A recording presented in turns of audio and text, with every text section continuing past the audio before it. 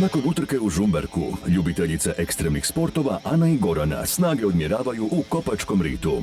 Unatoč Goraninu biranju težih, ali kraćih ruta, Ana je ostvarila prednost i uhvatila čamac kojim je bitno skratila svoju stazu. Ako zadrži prednost, Ana će pobijediti i izjednačiti rezultat. Ako nastavi skraćivati stazu, Gorana bi mogla sustići suparnicu. No jesu li prečaci dobra ideja usred močvare? Treba imati malo iskustva u vožnji ovdje i mislim, s obzirom da je to močvarno područje, treba ipak poštivati neka pravila.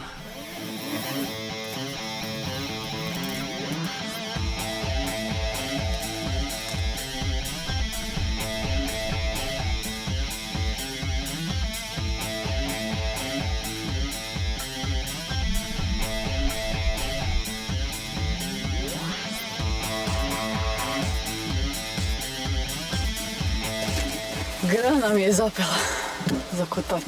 Iskrenula mi putanju i taman sam imala brzinu i super je bio skok i desilo se što se desilo.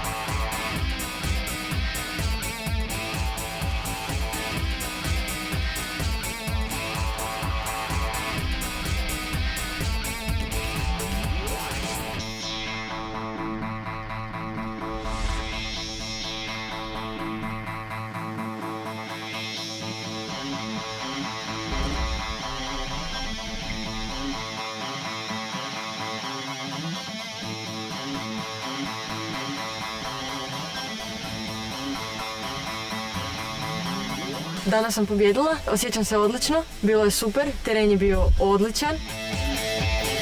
Previše sam kratila, previše sam griješila u tom kraćenju, zanemarila sam teren, blato, mulj, prirodne nepogode, žabe, zmije.